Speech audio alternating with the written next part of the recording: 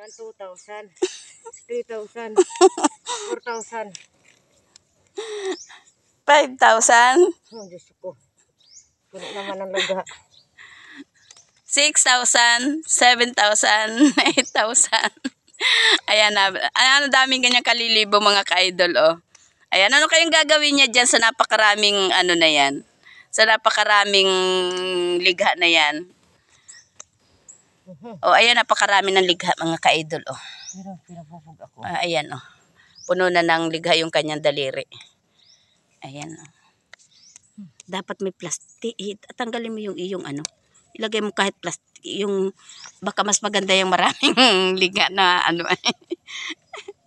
Ayan, napakaraming ligha. Tig-isa daw ba? Maganda yata yung isa. Tig-isa. Ganda ito. Ay maraming kwan pa yan. Di lumayas ano. Ayaw niya. Para sa akin ito. Ayan, napakarami mga ka-idol, oh. Napakarami ligha.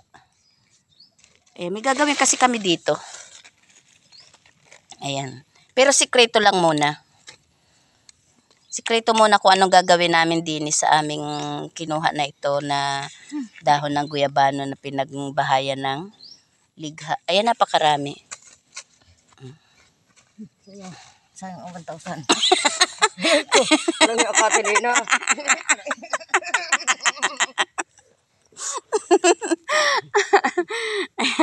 Ayan, yan ay isisilid namin sa aming ano.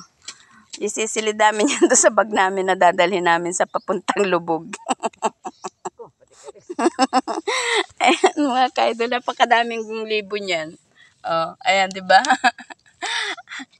Pagbalik namin galing sa pagtitinda ng pistahan sa lubog ngayong October 28, pagbalik namin dato na kami.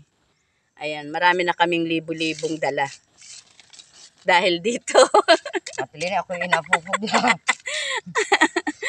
Pati nandun pa din. Kunin mo yung ano mo, yung pinaglagyan mo ng uniform, tapos doon mo muna ilagay. Yes, ano nga ate ay.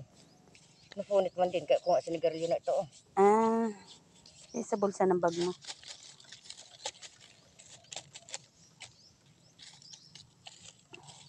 Dito pwede bitbitin ng ganito, tapapugin ako nito. Hindi, sa timba, sa bag. Tapos ay ilalagay mo sa isang ano. Diyan ay matuyo. Ito muna sa iyo. Ay, ayos na yan. Hindi mo natanggalin dahon. Ay, tanggalin ko pa. Wala, ibig ko sabihin, wala na itong ligha. Ilan-ilan ang ligha nito.